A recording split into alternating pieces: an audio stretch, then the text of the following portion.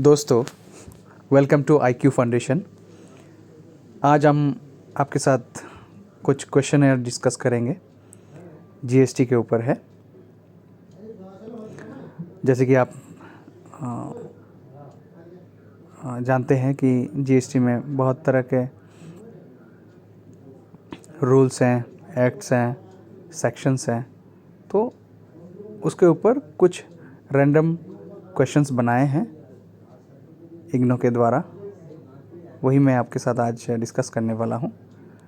इस सेशन के एंड तक काफ़ी हद तक आपको नॉलेज हो जाएगी। हम डिस्कस करेंगे एक एक क्वेश्चन अच्छी तरह से। अगर कुछ पॉइंट्स हम छोड़ भी देते हैं, मैं बाद में उस पॉइंट टॉपिक के ऊपर अलग से वीडियो बनाऊंगा और उसमें पूरी जानकारी आपको दूंगा। चलिए शुरू करते हैं आज का सेशन। दोस्तों, ये एक असाइनमेंट है जो मैंने सबमिट किया है 29 तारीख को जनवरी के 2023। तो पहला क्वेश्चन ये है, the exclusive right to make laws for matters containing in list 1 of schedule 7 of the constitution of India has been given to. यहाँ पे दोस्तों आपके सामने आंसर है ही, given to the answer central government. इसमें दोस्तों ये जो हम लोग का कॉन्स्टिट्यूशन ने जो बिल को पास करते हुए, जीएसटी बिल को पास करते हुए जो एक्ट बनाया है, CGST एक्ट 2017, उसमें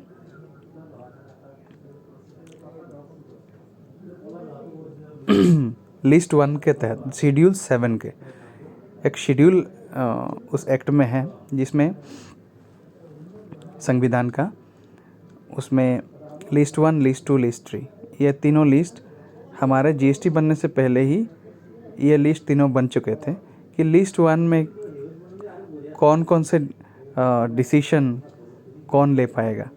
जैसे लिस्ट 1 में सेंट्रल गवर्नमेंट के लिए डिसीशन लेने का अधिकार दिया है, लिस्ट 2 में स्टेट गवर्नमेंट के लिए डिसीशन लेने का अधिकार दिया है, और लिस्ट 3 जो है वो कंकरेंट लिस्ट है, उसमें स्टेट और सेंट्रल दोनों मिला के एक साथ मिल के वो डिसीशन लेंगे, और फाइनली जो डिसीशन लेने का जो अधिकार होगा वो सेंट्रल गवर्नमेंट के हाथ में रिजर्व रहेगा। मगर डिस्कशन दोनों के बराबर मिलके करके वो एक फाइनल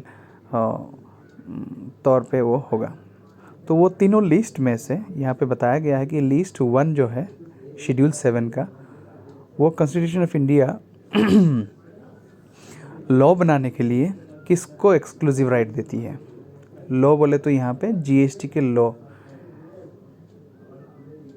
की हम बात करेंगे। तो चूँकि ये जीएसटी का सेशन है, अदरवाइज़ कुछ अन्य अगर लॉ बनाने का है तो वो भी, अगर वो लिस्ट 1 में है शेड्यूल 7 का, तो वो भी सेंट्रल गवर्नमेंट ही उसमें एक्सक्लूसिव राइट अधिकार उनका रहता है। तो इस हिसाब से ये हमारा सेकंड ऑप्शन जो सेंट्रल गवर्नमेंट वाला है वो करेक्ट आंसर है। इसमें स्टेट गवर्नमेंट नहीं है, और both central and state government वो भी रॉन्ग है, और नन ऑफ दी अबव वो भी रॉन्ग है। चलिए दोस्तों आगे बढ़ते हैं दूसरे क्वेश्चन की ओर। दोस्तों, significant benefit of GST could be stated as, यहाँ पे 4 ऑप्शन हैं। पहला है सिमलेस क्रेडिट, दूसरा है नो कास्केडिंग इफेक्ट्स, तीसरा है यूनिफॉर्म रेट ऑफ टैक्स, चौथा है ऑल ऑफ दी अबव। दोस्तों, जीएसटी आने से इतना सिग्निफिकेंट बेनिफिट मिला है बिजनेसमैन के लिए, या तो अदर्स जो भी कंज्यूमर्स के लिए तो बोल नहीं सकते हैं, मगर बिजनेसमैन के लिए, कि इसमें सीमलेस क्रेडिट है कि नहीं है। आपको क्या लगता है? जो आप खरीदने के टाइम में जो जीएसटी आप पेमेंट करते हैं, आपका बिजनेस के लिए जो भी आप सामान खरीदते हैं आगे बेचने के लिए, उस सामान के ऊपर आप जो जीएसटी पेमेंट करते हैं, वो जीएसटी का अमाउंट आपको अगर गवर्नमेंट फिर से लौटा के दे देती है तो आपको क्या लगेगा? आपका बर्डन थोड़ा कम होगा। हम उसी की बात कर रहे हैं कि सीमलेस क्रेडिट का अर्थ यह है कि आप जब अपना सामान बेचते हैं उसमें कस्टमर से पैसा लेते हैं और वो गवर्नमेंट को दे देते हैं, वो है।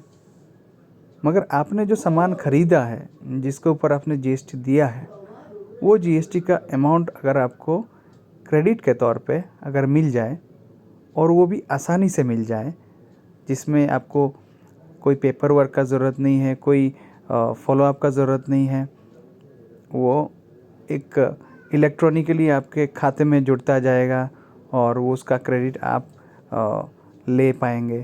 तो यही जो सीमलेस क्रेडिट वाली बात है वो जीएसटी में बहुत अच्छी तरीके से, सिग्निफिकेंट तरीके से बेनिफिट ट्रेडर्स को या तो डीलर्स को दिया है।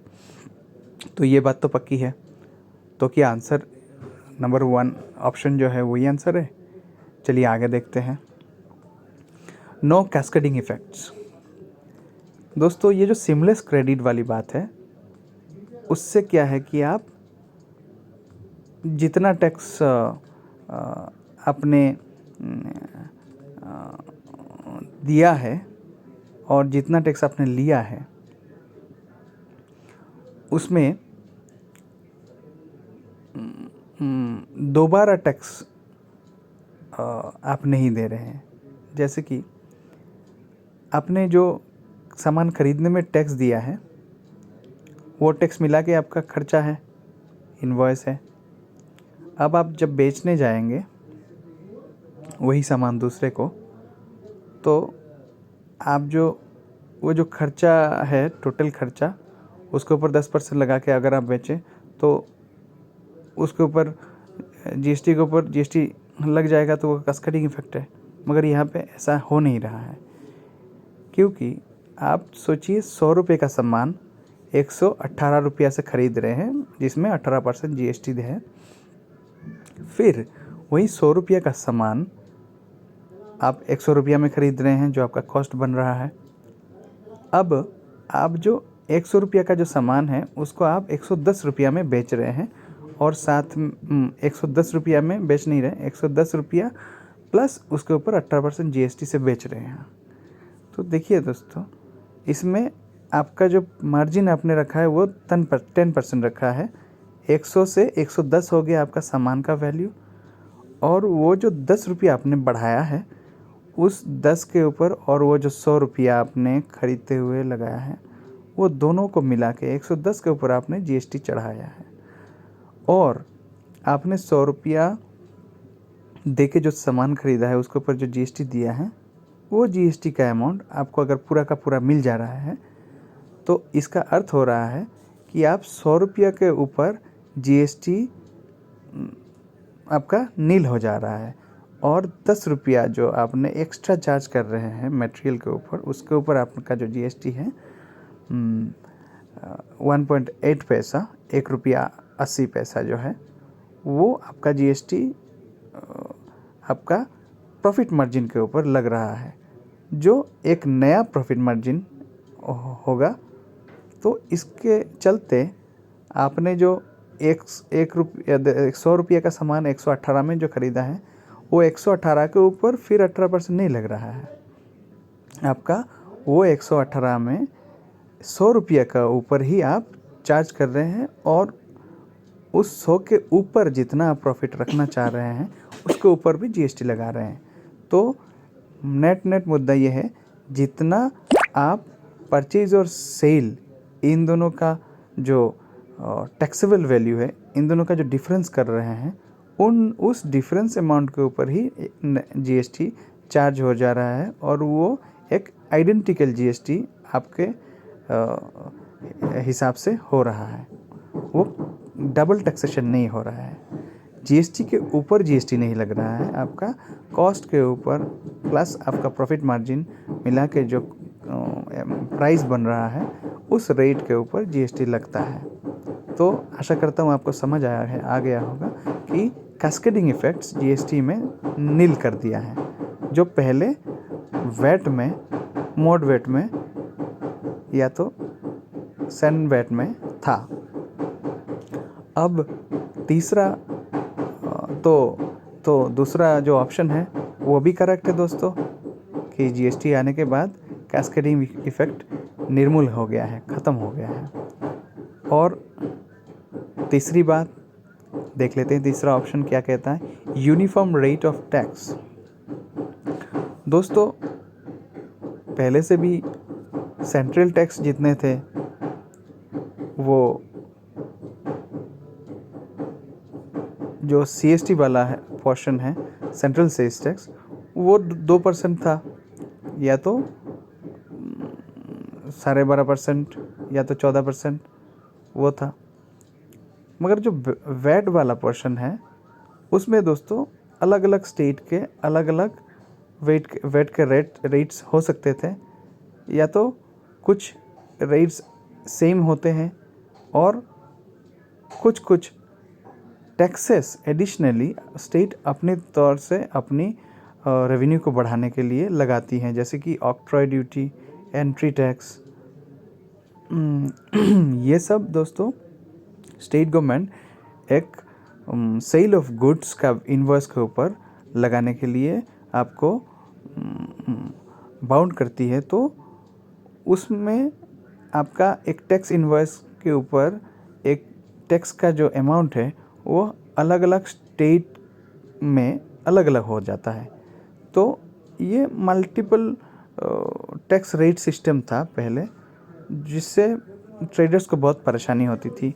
वो डिसाइड नहीं कर पाते थे उसका टैक्स लायबिलिटी कितना बनेगा किसी एक बिज़नेस को अगर करते हैं, या तो एक स्टेट में वो करते हैं तो दूसरा स्टेट में क्या होगा, उसके लिए उसको दिक्कत होता था, क्योंकि उसका एक स्टेट का अलग अलग आपका रेट होता था और प्लस स्टेट का अलग अलग टैक्स जुड़ जाता था उसमें। तो उसका जो टोटल टैक्स लायबिलिटी है स्टेट टू स्टेट डिफरेंट करता था और वो ज़्यादा कॉस्टली भी होता था दोस्तों।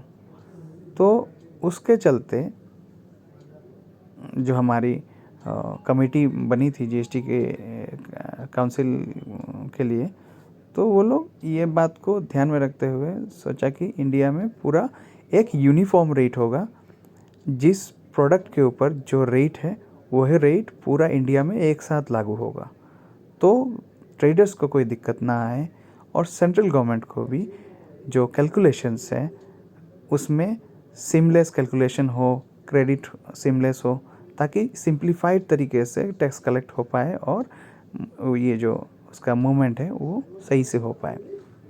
तो uniform rate of tax GST आने के बाद सही से लागू हो पाया है, जो पहले नहीं था। तो आशा करता हूँ आप यूनिफॉर्म रेट ऑफ टैक्स में कुछ और जानकारी लेना चाहेंगे। जैसे कि मैं बोलूँगा, अगर लग्जरी प्रोडक्ट्स के ऊपर 28% है या तो इंसिडेंटल प्रोडक्ट्स के ऊपर 28% है, तो वो पूरा इंडिया में है। जम्मू एंड कश्मीर को भी इंक्लूड किया है दोस्तों इसके लिए, और आपका नॉर्थ ईस्ट स्टेट्स को भी ले लिया है। हर एक स्टेट यूनियन टेरिटरी को मिला के ये जो सोचिए 28% वाला टैक्स है वो हर जगह लागू है। उसके बाद 18% वाला जो टैक्स है सर्विसेज के ऊपर मेनली ये टैक्स लेवीड होता है, और बहुत सारे गुड्स के ऊपर लेवी होता है 18%, वो हर जगह 18% ही है। उसके बाद 12% मेडिसिन के ऊपर ज़्यादा फोकस किया गया है, और भी थोड़ा इम्पोर्टेंट जितना टैक्स कम होता जाता है उस कमोडिटी की यूज़फुलनेस, लोग फ्रीक्वेंसी और यूज़फुलनेस ज़्यादा होती जाती है। जैसे कि आप जो रेयरली ख़रीदते हैं, जो कॉस्टली आइटम है, उसमें टैक्स ज़्यादा लगता है। जो आप रेगुलर बेसिस पे ख़रीदते हैं, जैसे कि आप कार ख़रीद लिए, वो रेयरली आइटम है। उसके बाद आप अपने ड्रेस ख़रीदते हैं जो साल में 1-2 बार आप ख़रीदते होंगे, तो उसमें टैक्स सोचो दोस्तों कम हो जाता है। और आप महीने में एक बार सोचिए रिचार्ज करते हैं, या तो फिर कोई एक सामान आपका महीने का ख़त्म हो जाता है तो 1 महीने दर आप ख़रीदते हैं। जैसे कि आपका पेन हो गया हो, या तो ऐसा कोई यूज़फुल चीज़ जो आप महीने महीने ख़रीदना होता है आपको, उसमें रेट कम हो जाता है। और दोस्तों, खाने पीने का सामान आप रोज़ ख़रीदते हैं तो उसमें और टैक्स कम हो जाता है। तो जितना फ्रीक्वेंसी एक प्रोडक्ट का मूवमेंट जो हम बोलते हैं FMCG प्रोडक्ट का, जितना मूवमेंट ज़्यादा वाला प्रोडक्ट है उसमें दोस्तों गवर्नमेंट ने थोड़ा टैक्स कम रखा है, क्योंकि उसकी टर्नओवर इतनी ज़्यादा हो जाती है तो उसका टैक्स रेट अगर कम है तो टैक्स बर्डन भी कस्टमर्स के ऊपर कम आती है और रेवेन्यू भी गवर्नमेंट को बहुत ज़्यादा मिलता है because of quantity of that those commodities, transactions of those commodities.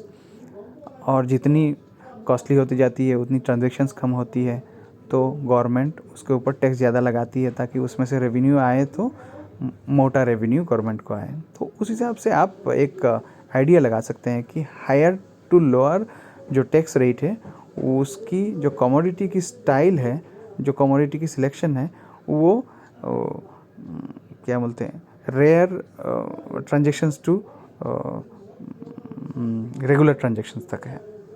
तो उस हिसाब से यूनिफॉर्म रेट ऑफ टैक्स पूरा इंडिया में लागू हो गया है, जिसके चलते ट्रेडर्स को कोई दिक्कत नहीं हो रही है। अभी आप चेन्नई से मुंबई कोई बिलिंग करना चाहते हैं, झट से कर सकते हैं। और साथ ही साथ जो कमोडिटीज़ भी हैं वो भी एक स्ट्रीमलाइन में आ गई हैं। जो सर्विसेज भी पहले जो दिक्कत थी सर्विस टैक्स की, वो सब सर्विसेज को भी एक स्ट्रीमलाइन में लेके आके उसके ऊपर जो टैक्स रेट निर्धारित किया गया है, वो टैक्स रेट लगा के वो इन्वॉइसिंग कर सकता है। तो इन्वॉइसिंग के लिए बहुत ही बढ़िया कॉन्सेप्ट लाई है ये GST काउंसिल। तो ये तीनों दोस्तों ऑप्शन जो है मुझे सही लगा और मैंने ऑल ऑफ दी अबव इसमें सिलेक्शन किया, तो ये भी आंसर करेक्ट है दोस्तों। चलिए आगे बढ़ते हैं अगले क्वेश्चन की तरफ। आशा करता हूँ आप सबको थोड़ा बहुत इंटरेस्ट आ रहा होगा।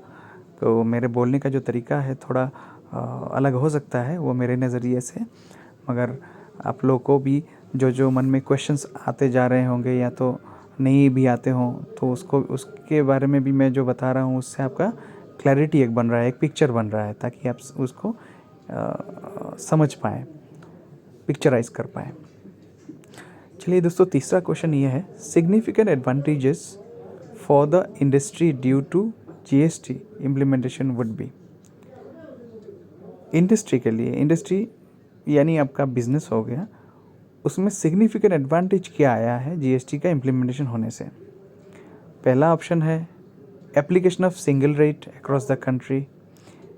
दूसरा ऑप्शन है availability of input tax credit without any restriction. तीसरा ऑप्शन है reduction in law compliance hazards.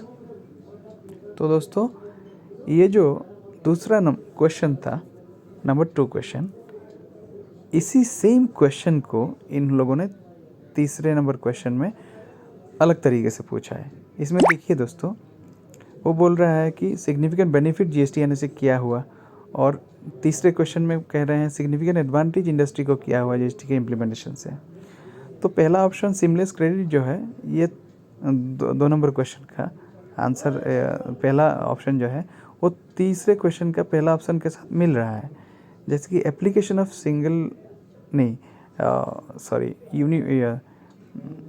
Number 2 question का तीसरा ऑप्शन नंबर 3 क्वेश्चन का पहला ऑप्शन के साथ मिल रहा है। जैसे कि यूनिफॉर्म रेट ऑफ टैक्स जो है उसी को यहाँ पे application of single rate across the country कह रहे हैं। और सीमलेस क्रेडिट जो है उसी को यहाँ पे 3 नंबर में दूसरे ऑप्शन में कह रहे हैं availability of input tax credit without any restrictions. वहाँ पे कोई रेस्ट्रिक्शन नहीं है, आपको ऑटोमेटिक क्रेडिट आता जाएगा, आप उसको यूटिलाइज़ करें, पेमेंट करने के टाइम में सेट ऑफ करके पेमेंट करें, कम पेमेंट आपको पेमेंट करना पड़ेगा आपका लायबिलिटी के अगेंस्ट में। तो ये हो गया उसका पहला 2 नंबर का पहला ऑप्शन और 3 नंबर का दूसरा ऑप्शन मिल रहा है। और तीसरा है दोस्तों आपका नो कैस्केडिंग इफेक्ट्स जो है दूसरा ऑप्शन 2 नंबर क्वेश्चन का, वो 3 नंबर क्वेश्चन का तीसरा ऑप्शन में, सॉरी, ये जो ऑप्शन है reduction in low compliance hazards, ये कह रहा है कि आपको जो पहले सर्विस टैक्स के लिए, सेल्स टैक्स के लिए जितनी मेहनत करनी होती थी आपको रिटर्न फाइल करने के लिए, फिर आपको रिटर्न फाइल करने के बाद ITO जाना पड़ता था, सॉरी सेल्स टैक्स ऑफिस जाना पड़ता था, STO जाना पड़ता था, तो वो सब अभी जाने का ज़रूरत नहीं है। आप अपना यूज़र लॉगिन से पोर्टल में जाके आप अपना सारा काम अपने घर से ही कर सकते हैं, अपने ऑफिस से ही कर सकते हैं। तो इसके लिए जो reduction in low compliance hazards जो है बहुत ज़्यादा ही कम है कंपेयर टू ओल्ड टैक्स रिज़ाइम। तो यहाँ पे तीनों ही ऑप्शन सिग्निफिकेंट एडवांटेज लाई है इंडस्ट्रीज़ के लिए, तो मैंने ऑल ऑफ दी अबव दिया है और वो भी करेक्ट निकली दोस्तों। अभी 4 नंबर ऑप्शन जाते हैं, whether a casual dealer is liable to pay GST। यहाँ पे दोस्तों हमारी GST एक्ट में बहुत सारे रूल्स में एक कैजुअल डीलर का भी डेफिनेशन है, और मैं इन ए नटशेल आपको बता रहा हूँ कि कैजुअल डीलर और रेगुलर डीलर और कंपोजिट डीलर, ये सब जो डीलर के अलग अलग टाइप हैं, उसमें जो कैजुअल डीलर है उसको ऐसे आप समझें कि आप कोई नॉर्मल इंसान है जो बिज़नेस नहीं करते हैं, कभी कभार साल में एक आध बार आप सेल करते हैं या तो सर्विस देते हैं, और आपका जो सर्विस का वैल्यू है या तो गुड्स का वैल्यू है वो काफ़ी हद तक ज़्यादा भी होता है, तो आपको कैजुअल डीलर के कैटेगरी में डाला गया है। इसमें जो NRIs हैं जो बाहर रहते हैं, इंडिया में आके कुछ एक दो ट्रेडिंग करके चले जाते हैं, कुछ एक दो सर्विसेज या तो गुड्स सप्लाई करके चले जाते हैं, तो उन लोगों को भी ये कैजुअल डीलर के डेफिनेशन के दायरे में लाया है। ये कहता है कि आप एक कैजुअल डीलर के रूप में सामान को सेल कर सकते हैं या तो एक सर्विसेज दे सकते हैं, उसके अगेंस्ट में आपको पेमेंट मिलेगी, तो आपको टैक्स इनवॉइस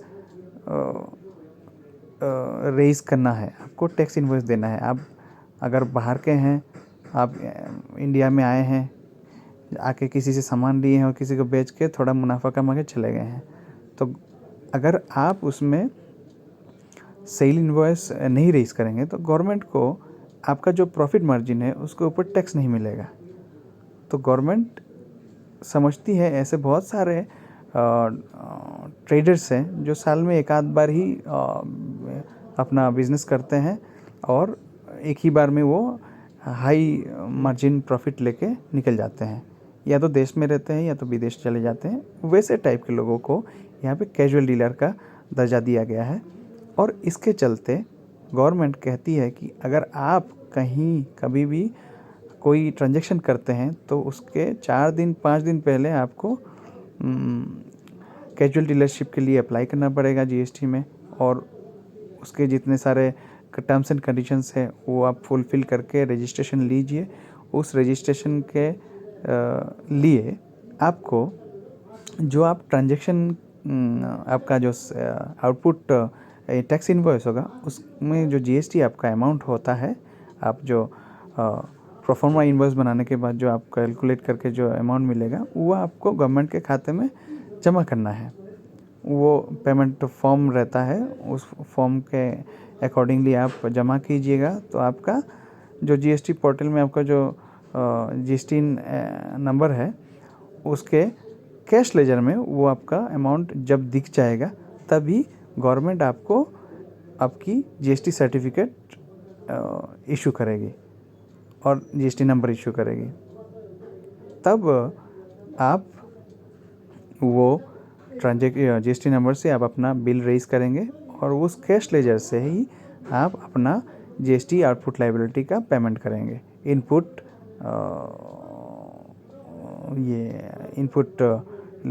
लेके सेट ऑफ करके पेमेंट कर सकते हैं।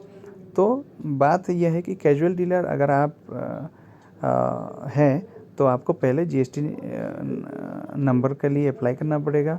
फिर आपको जब जीएसटी नंबर मिल जाए तब आप एक इनवॉइस रेज करके अपना बिजनेस कर सकते हैं और आपको जो वैलिडिटी दी जाती है वो 3 महीने की दी जाती है, 90 दिन की बाय डिफ़ॉल्ट।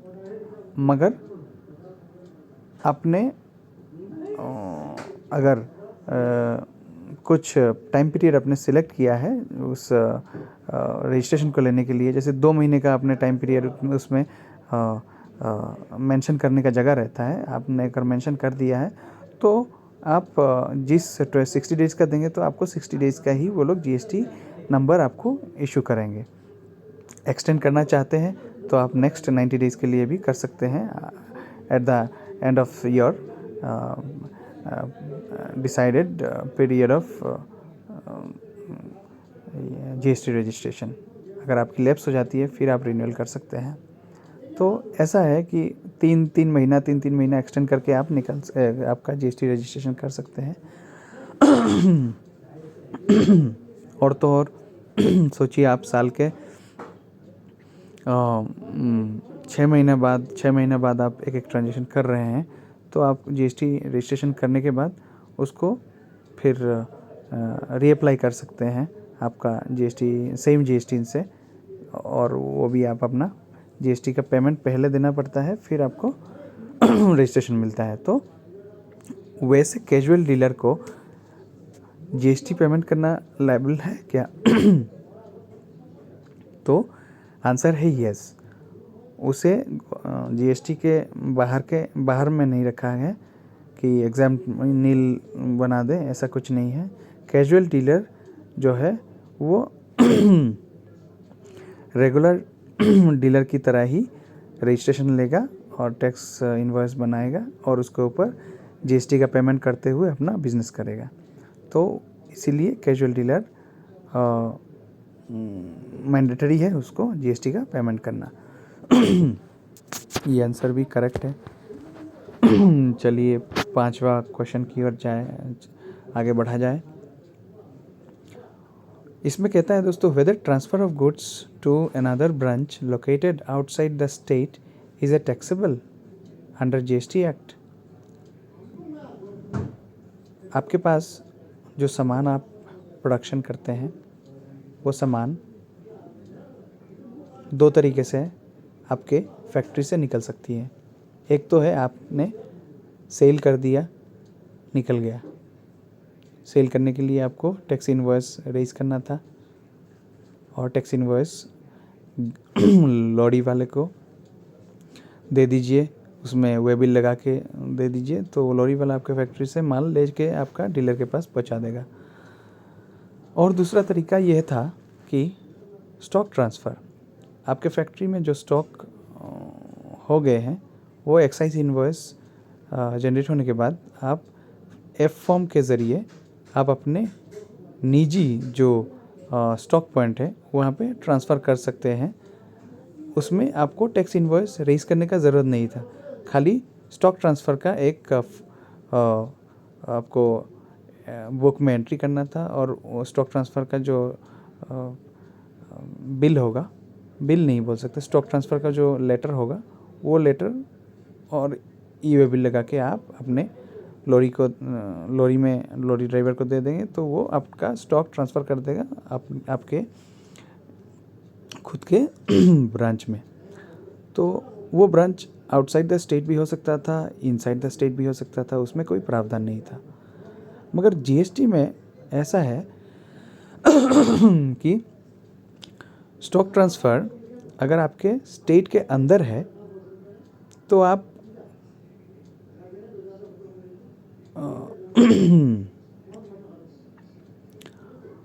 स्टॉक ट्रांसफ़र कर सकते हैं उसमें बिना जीएसटी के। मगर अगर आपका ब्रांच आपके स्टेट के बाहर है तो आपको टैक्स इनवॉइस तो रेज करना ही है, in any case tax invoice raise करना है। अगर स्टेट के बाहर ब्रांच है तो आपको इनवॉइस रेज करके उसमें जीएसटी लगाकर ही टैक्स इनवॉइस आपको रेज करना होता है। और अगर आप अपने स्टेट के अंदर ही ट्रांसफ़र कर रहे हैं तो वो आपको नील रेटेड क्या बोलते हैं, नील रेटेड इनवॉइस, जैसे कि सिर्फ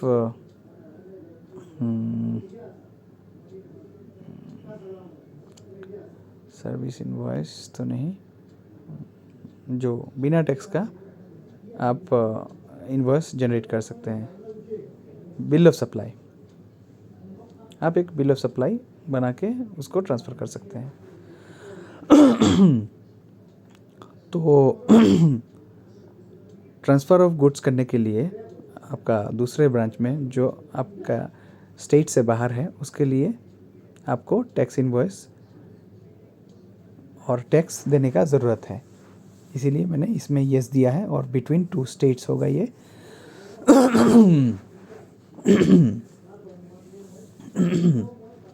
क्योंकि यहाँ पे क्वेश्चन में ही स्टेट का जिक्र किया है। छठे क्वेश्चन की तरफ चलते हैं दोस्तों। छठा क्वेश्चन कह रहा है whether gifts given by employer to employee would be considered as supply. दोस्तों, आपका एम्प्लॉयर ने, आपके कंपनी ने आपको कुछ गिफ्ट दिया है, आप अपने कंपनी में काम करते हैं एज एन एम्प्लॉई और आपका कंपनी आपका एम्प्लॉयर हो गया।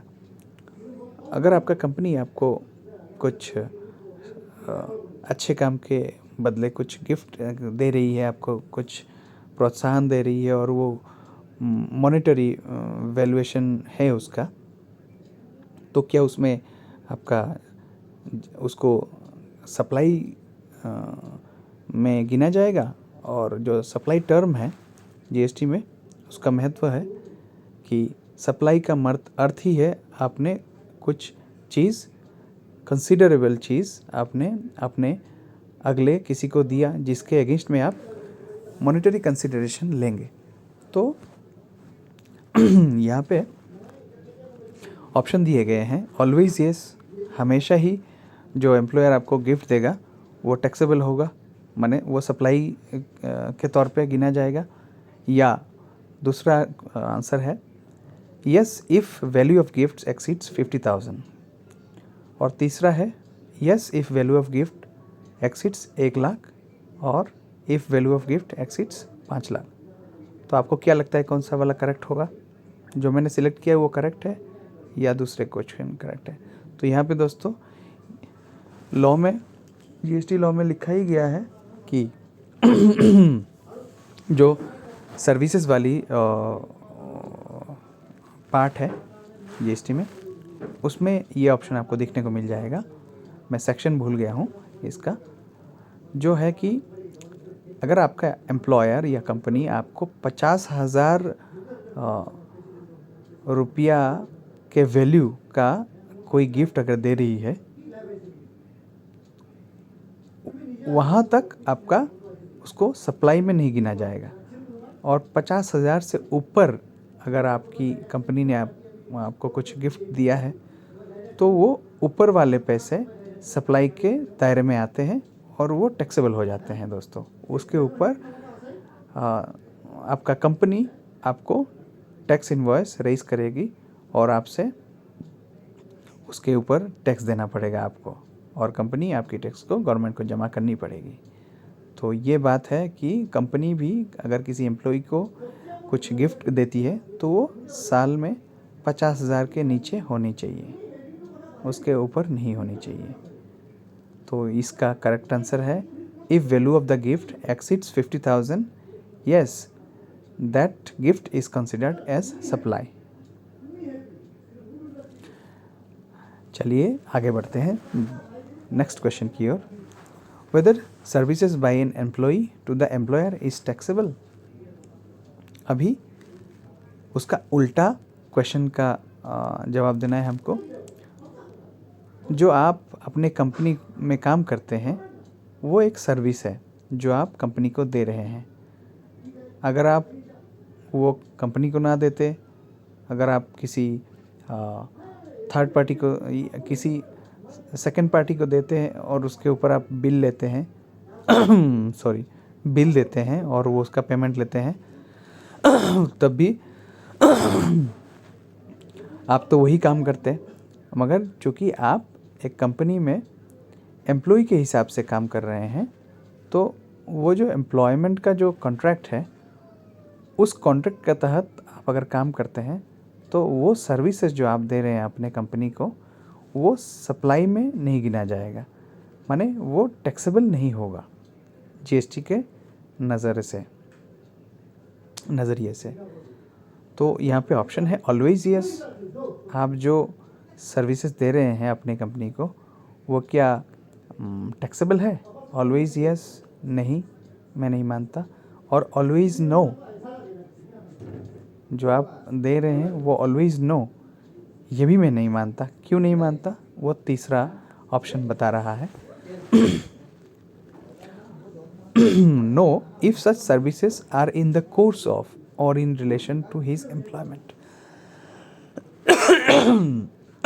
ऐसा है कि दोस्तों एक कंपनी जो है, या तो एक प्रोप्राइटरशिप फर्म है, एक सोल ट्रेड ऐसे बिजनेस है जो आपकी नहीं है, वो दूसरे की है, उसमें आप काम करने जा रहे हैं।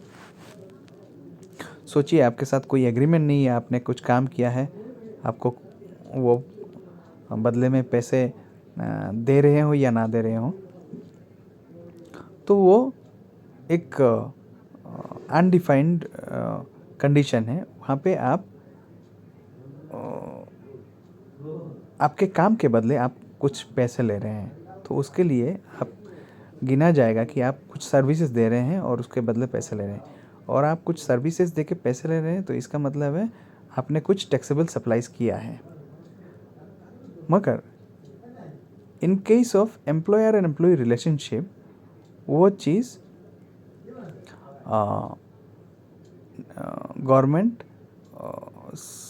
सप्लाई के एंगल से नहीं देखती है, उसको एग्जेम्प्ट किया हुआ है। एम्प्लॉयर एंड एम्प्लॉय रिलेशनशिप में कोई अगर सर्विस देता है एम्प्लॉय एम्प्लॉयर को, तो वो जीएसटी के टैक्सेबिलिटी के दायरे में नहीं आती है, वो सप्लाई के दायरे में नहीं आती है। तो इसीलिए मैंने ये ऑप्शन चूज़ किया है, no if such services are in the course of or in relation to his employment. ये करेक्ट आंसर है दोस्तों। What is composite supply? दोस्तों सप्लाई, आप प्लेस ऑफ सप्लाई जानते हैं, एक कंपोजिट सप्लाई भी है और एक सप्लाई भी है दोस्तों, मैं भूल गया। तो ये दोस्तों कंपोजिट मिक्स सप्लाई, हाँ, एक कंपोजिट सप्लाई वो क्या होती है दोस्तों? Supply made by a taxable person to a recipient consisting of two or more taxable supplies of goods and or services or both। आपने किसी एक कंपनी से एक ऑर्डर लिया है जिसमें आपको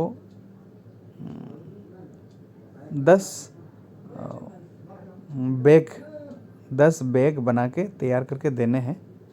तो उसमें आपने पहला बिल में 2 बैग दिया, दूसरा बिल में फिर 2 बैग दिया, फिर तीसरा बिल में 3 बैग दिया। वैसे करते करते आप काफ़ी सारे बिल रेज करते हैं, मगर आपका जो है परचेज ऑर्डर जो है वो आपका 10 बैग का है। जब आप 10 बैग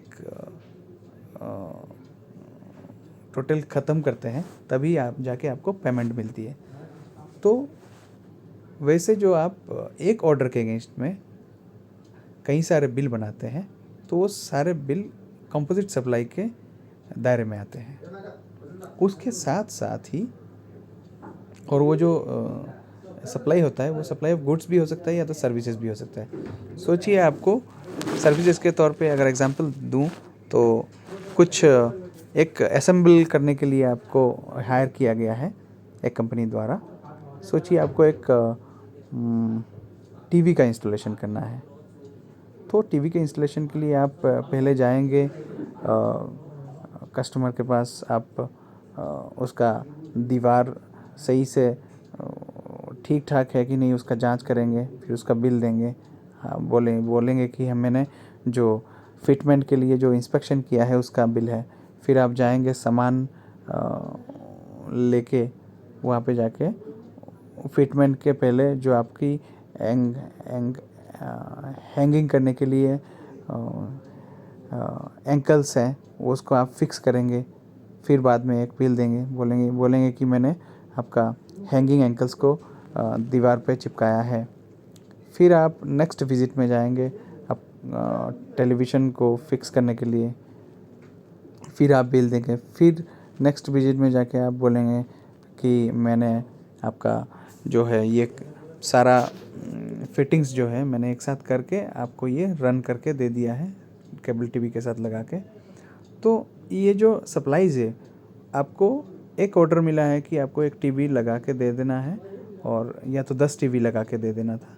तो आपने पहले दिन एक टीवी लगाया, दूसरे दिन दूसरा टीवी लगाया, और 5 दिन बाद तीसरा टीवी लगाया। तो आप एक एक दिन के हिसाब से आप बिल रेज करते गए हैं। मगर आपको परचेज ऑर्डर मिला है 10 टीवी का, तो आप उस सप्लाईज जो सर्विसेज है उसको कंपोजिट सप्लाई में गिने जाएंगे। उसमें दोस्तों कुछ और भी बातें हैं, जैसे कि naturally bundled and supplied in conjunction with each other in the ordinary course of business. जैसे कि आप जो पहला सप्लाई दे रहे हैं वो दूसरे सप्लाई के साथ रिलेट करना चाहिए, और नेक्स्ट सप्लाईज के साथ रिलेट करना चाहिए, तब जाके वो जो सप्लाईज हैं उसको एक साथ हम कंपोजिट सप्लाई के रूप में मान सकते हैं। सोचिए आप एक हार्डवेयर का सप्लायर है, और एक कंपनी ने आपको परचेज ऑर्डर दिया है कि आप उसके लिए कुछ प्लम्बिंग का 2 बाथरूम का प्लम्बिंग करना है, प्लम्बिंग का सामान आपको भेजना है।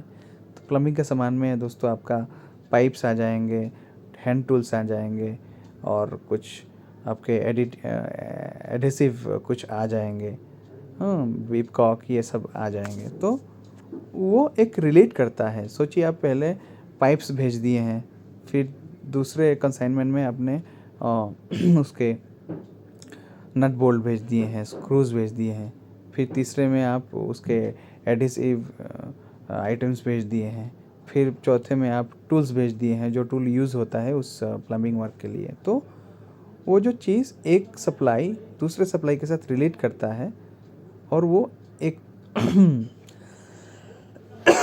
एक डेफिनिट काम को अंजाम देने के लिए वो सप्लाई ज़रूरी है। तो वो सारे हो जाएंगे एक कंपोजिट सप्लाई। अगर उस बीच में अगर आपने कहीं से एक शू भी सप्लाई कर दिया है आपके शॉप से उस कंपनी को, तो वो इस प्लम्बिंग वर्क में उस शू का कोई रिलेशन नहीं है, या तो आपने उस प्लम्बिंग वर्क के बिल के साथ कुछ आपका सोचिए चेयर भेज दिया है, तो वो उस सप्लाई के साथ रिलेट नहीं करता है दोस्तों। तो वो सब चीज़ें उस कंपोजिट सप्लाई के दायरे में नहीं आएंगी। जो चीज़ें ही आपका रिलेट करती है दूसरे सप्लाईज के साथ, वही कंपोजिट सप्लाई के दायरे में आएंगी। तो पहला वाला ऑप्शन भी सही है दोस्तों, दूसरा वाला ऑप्शन भी सही है। अब तीसरा वाला ऑप्शन क्या कह रहा है दोस्तों, one of which is a principal supply. तो कंपोजिट सप्लाई होने के लिए दोस्तों आप 5 या तो 10 सप्लाई कर रहे हैं, उसमें से एक सप्लाई जो है आपका वो मुख्य सप्लाई होगा।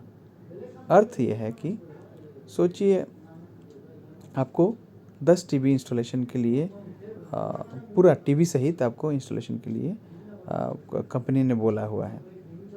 तो आप पहले बिल में सारे टीवी 10 के 10 टीवी आप बिल करते हैं और भेज देते हैं। उसके दूसरे बिल में आप सेट टॉप बॉक्स भेज देते हैं। तीसरे बिल में आप डिश एंटीना भेज देते हैं। चौथे बिल में आप कुछ वायर्स हैं उसको भेज देते हैं। पाँचवें बिल में आप एंकल्स ये सब बिल ये सब का जो नट बोल्ट वायर्स कुछ जो बचे कुचे हैं उसको भेज देते हैं। तो उसमें देखिएगा आपका जो टीवी वाला बिल होगा वो हाई वैल्यू का बिल होगा और उसके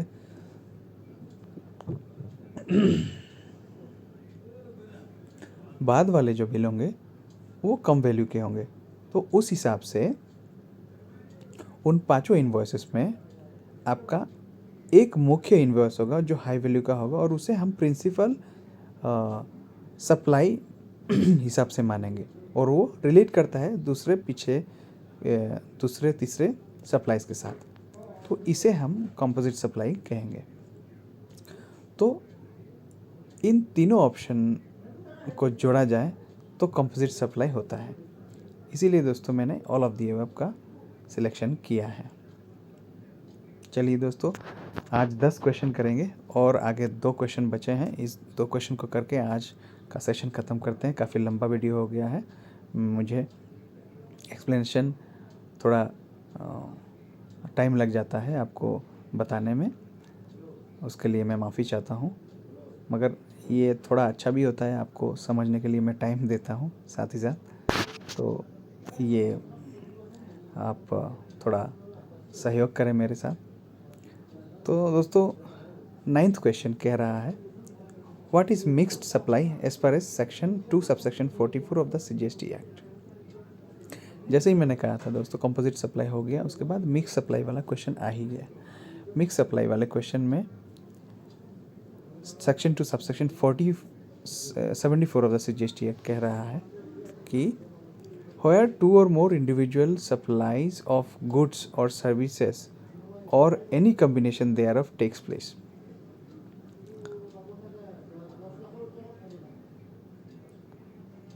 यानी आप मिक्स सप्लाई कर रहे हैं, आप where 2 or more individual supplies of goods and services or any combination thereof takes place।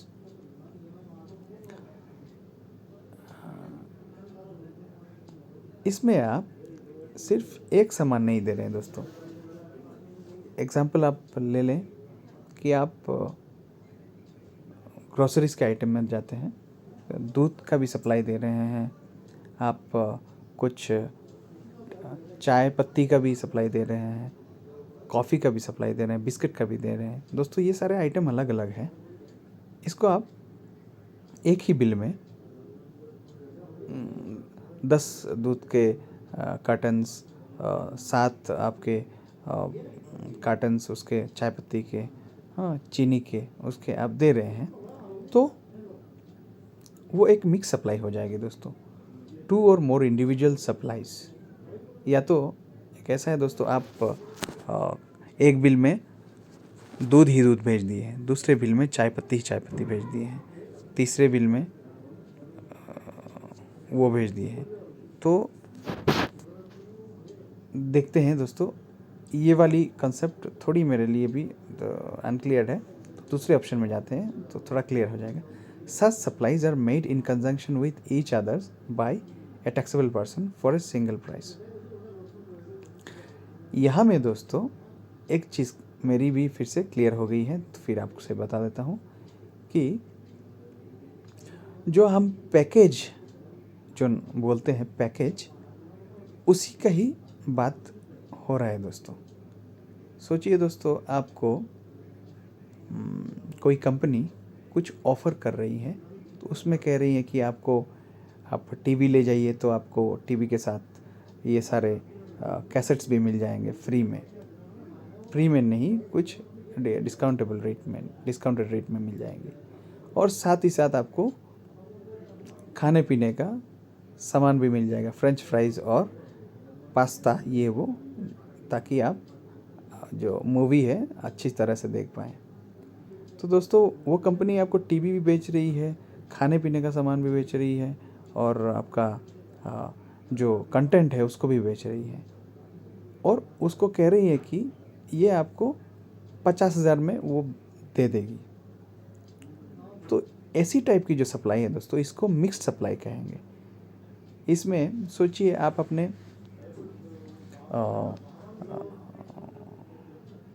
अपने किसी एक वेडिंग फंक्शन के लिए उससे बिरयानी की आइटम मंगवाई है, तो वो बिरयानी के आइटम के साथ दोस्तों कुछ और भी एडिशनल दे दे और बोले कि मैं आपको ये सारी चीज़ें आपको एक साथ इतने रेट में दूंगा, 1 लाख में आपको दूंगा। उसमें आपका जितना बिरयानी हो, ये आपका डेज़र्ट हो गया है वो भी आ जाए, आपका ड्रिंक भी आ जाए, आपका जूस भी आ जाए, सॉफ्ट ड्रिंक भी आ जाए, और बहुत सारे क्या है कि सिगरेट, बीड़ी और तंबाकू ये सब आ जाए।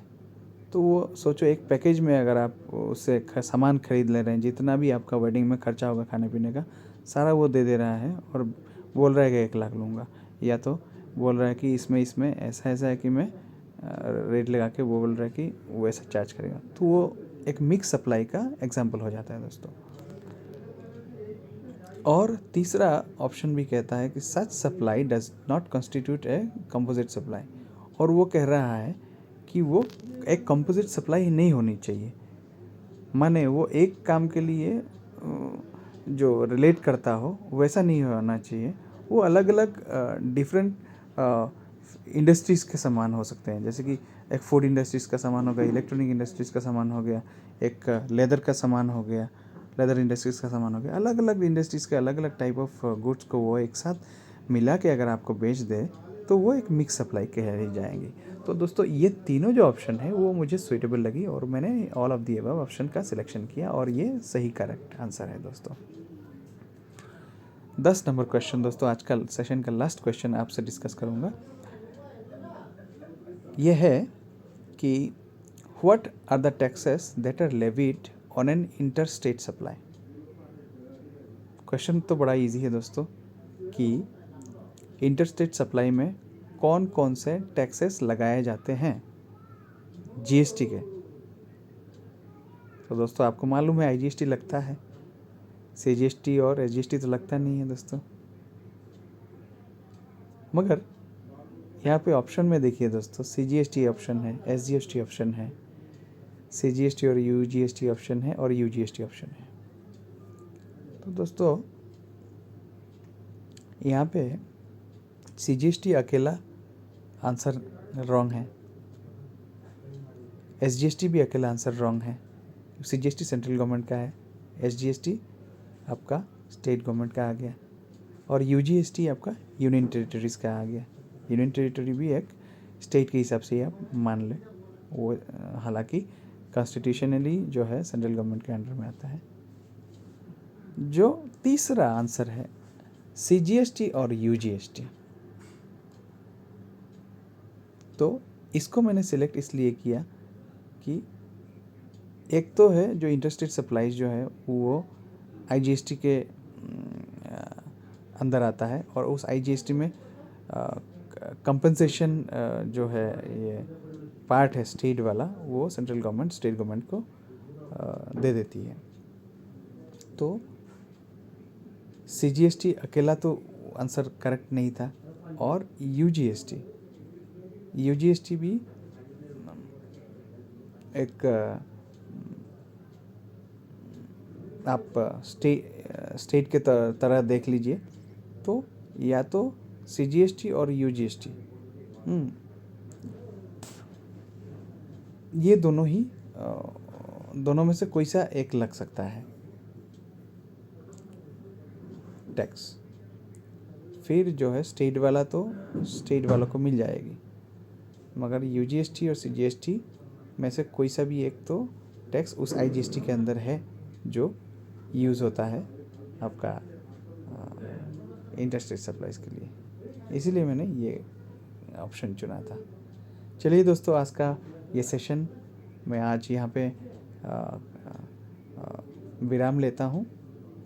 मिलेंगे अगले सेशन में 11th क्वेश्चन से और भी आगे जितने क्वेश्चन है उसके ऊपर डिस्कस करेंगे। तब तक के लिए आप अपना जीएसटी के ऊपर चर्चा कीजिए और अपना जो वर्ल्ड ऑफ मिस्ट्री है जीएसटी के ऊपर उसको जानते रहें। धन्यवाद दोस्तों।